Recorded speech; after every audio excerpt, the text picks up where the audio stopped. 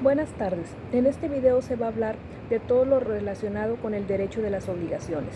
Pues bien, a mí en lo personal, en esta materia, lo que más me llamó la atención es que el acuerdo se considera de suma importancia, debido a que es el acuerdo de voluntades para crear, transferir, modificar o extinguir las obligaciones. Asimismo, se abordó el tema la obligación y el deber jurídico. Pues bien, el deber jurídico es el mandato creado por la norma para conducirse conforme a su enunciado. Es la necesidad de observar una conducta conforme a una norma de derecho.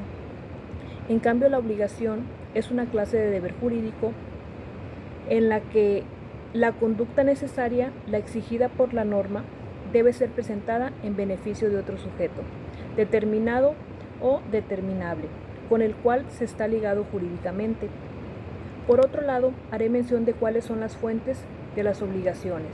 Pues bien, estas son la ley, los contratos, los cuasicontratos, los delitos y los cuasidelitos. La ley son aquellas reglas a las que está sometida la conducta del hombre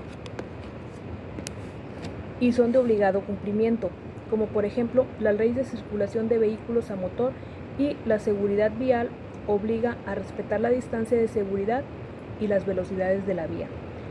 Así también los contratos son acuerdos de voluntades entre partes que generan obligaciones y crean derechos. Por otro lado, los cuasicontratos son hechos ilícitos y voluntarios mediante los cuales el autor se obliga frente a un tercero. Por ejemplo, sujeto A se queda vigilando la casa del vecino y ésta se derrumba. El sujeto A decide cuidar al perro del vecino, generando obligaciones en ambas partes.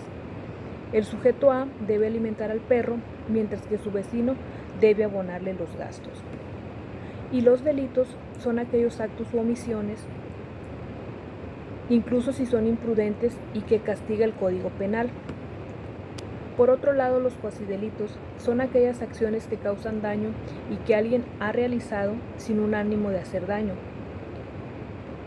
Pues bien, en esta materia también se vio lo que son las fuentes extracontractuales de las obligaciones, y estas son las que no se derivan de un convenio, contrato o convenio, sino de otros factores.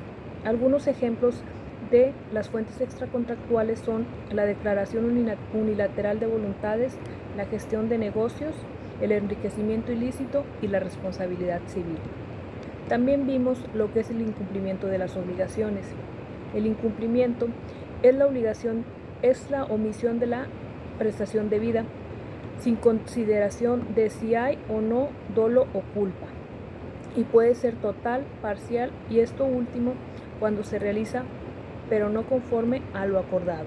El incumplimiento de una obligación puede ser propio o absoluto o impropio y relativo, siendo la diferencia entre ambas que el incumplimiento propio o absoluto, en este se integran todos aquellos supuestos de falta de cumplimiento caracterizados por la imposibilidad futura de ejecutar la prestación, mientras que el incumplimiento impropio relativo, en este se contemplan todos los supuestos de cumplimiento defectuoso, extemporáneo o parcial que permiten posterior cumplimiento exacto y absolutamente acorde con el título constitutivo de la obligación. Y el incumplimiento total, aquí el acreedor no realiza la prestación debida. En esta misma materia se vio lo que es la extinción de las obligaciones. Se da el nombre de causas de extinción de las obligaciones a ciertos hechos o negocios jurídicos por los que se pone fin a la relación obligatoria, ya se trate del cumplimiento directo o indirecto de la prestación o de su equivalente, o a la no satisfacción de esa prestación de forma que la obligación se extinga sin residuo ni compensación. Un cuadro completo de causas de extinción de las obligaciones exige clasificarlas en modos voluntarios e involuntarios. Los modos voluntarios suponen el efectivo cumplimiento y son el pago y la consignación. Suponen situación en el cumplimiento y estos son la compensación, la dación de pago y la novación. Suponen un acuerdo liberatorio que puede ser simultáneo a la obligación, condición resolutoria y término extintivo. Puede ser posterior a su nacimiento, es decir, mutuo disenso, desistimiento unilateral, cuando ello es posible, y remisión de la deuda.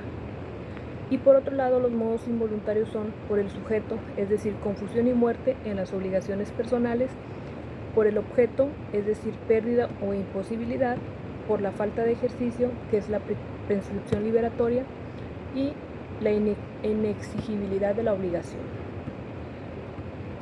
Esto sería todo en el video de hoy. Espero y les sirva. Muchísimas gracias.